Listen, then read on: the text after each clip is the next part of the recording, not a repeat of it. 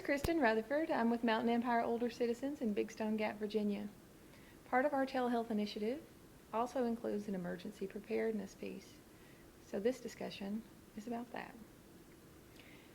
Southwestern Virginia generally includes everything west of Roanoke. Far southwestern Virginia includes the tip. Lee, Scott, and Wise counties, along with the city of Norton, are our service area at MEOC. We are about 1 hour in either direction from Tennessee and Kentucky. Although our mountains are beautiful, they also isolate us, especially in emergencies. As we've seen with North Carolina, which is only about 2 hours from our area, Hurricane Helene and any other emergency can cause devastation to a mountainous region. Our terrain is very similar to that in North Carolina.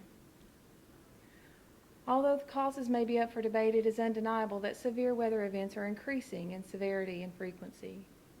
Geographically remote and hard-to-reach regions are vulnerable to the impact of emergencies, weather-related or otherwise, that may cut off services. Emergency preparedness in rural Appalachia after Hurricane Helene was very noted. Winter weather often brings poor road conditions and power outages to southwestern Virginia. Hurricane-force winds and rain were never an issue until September of 2024. Hurricane Helene served as a warning. Inland rural areas are not immune to weather-related emergencies, including hurricane damage. While Hurricane Helene may not have directly struck Appalachia at full strength, its remnants brought heavy rains, flooding, mudslides, and power outages across several states in the region.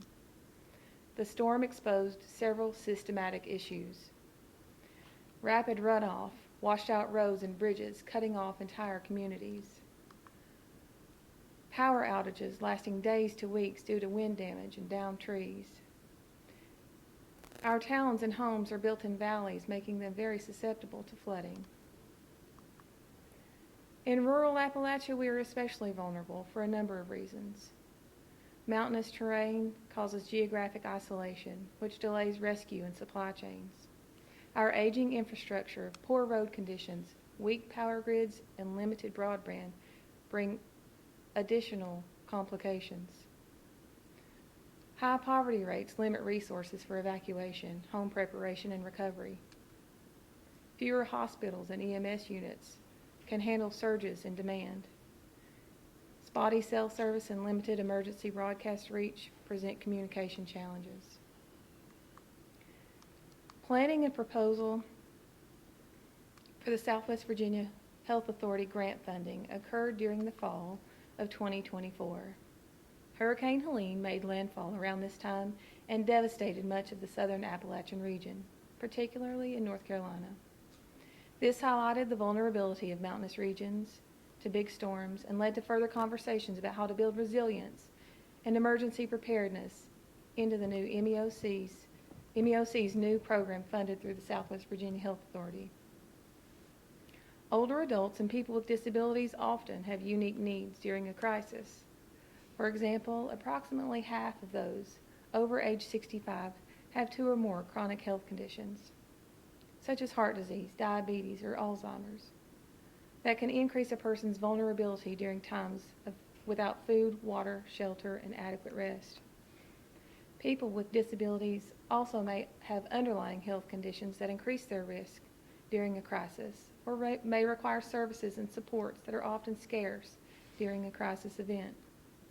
The only way to ensure the well-being of older adults and people with disabilities during a crisis is through a whole community approach to preparedness. Including the local area agency on aging and senior citizens in a regional emergency preparedness program is critical to ensuring that the most vulnerable populations are protected during disasters through inclusion, empowerment, and representation. Giving seniors a voice in emergency preparedness is vital, since older adults may have mobility, sensory, or cognitive challenges. Area agencies on aging, such as MEOC, have direct contact with senior populations and know their needs. Oftentimes, preparedness plans don't account for seniors, which may leave them underserved or at risk.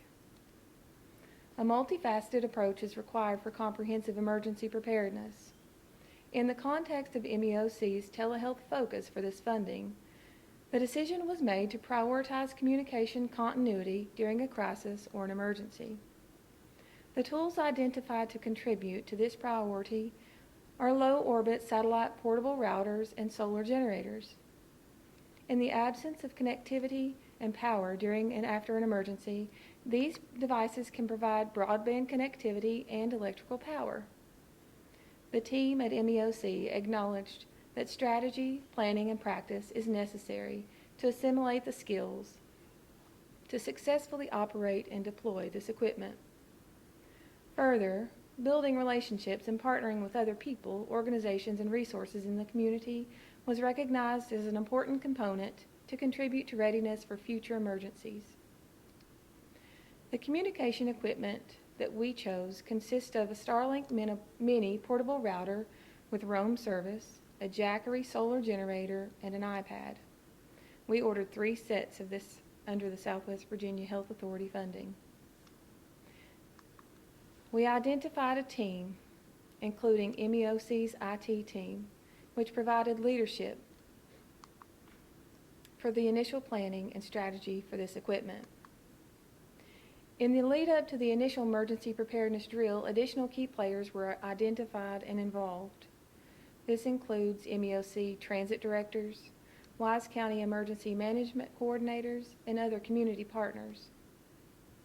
On July 9, 2025, the team conducted a drill using the equipment at a potential emergency command center, the Norton Community Center. Proof of concept was demonstrated as the equipment was fully functional and achieved remote connection with an additional team member in a remote location, powered by the sun and connected by satellite. During and after the drill, conversations about resources and planning occurred, and the importance of ongoing communication among agencies was noted. Discussions are still ongoing, as this is a work in process. Overall, we recognize the need for further relationship building and communication among all stakeholders. At MEOC, we are taking a proactive view to preparedness. We are conducting needs assessment to identify older adults that we serve who live alone, have mobility limitations, require medical equipment, and have transportation needs during emergencies. We are training and educating, providing emergency preparedness training to seniors and caregivers, AAA staff, and volunteers. And we plan to include emergency drills that simulate scenarios involving seniors. We are planning to leverage community partnerships involving faith-based organizations, community centers, law enforcement officials, local health departments, and emergency management teams. Ultimately, everyone involved recognized that readiness is not something that is achieved and stored in a closet. This requires leaders and team members committed to the process, ongoing communication and relationship building among agencies and stakeholders, involvement and education of community members and care recipients, strategy discussions, protocol development, and regular training and drills. Hurricane Helene highlighted the urgent need for region-specific emergency planning that accounts for the unique challenges of rural and mountainous terrain and reinforced the importance of proactive coordination between state, local, and community-level agencies, especially those serving vulnerable populations like seniors. Thank you.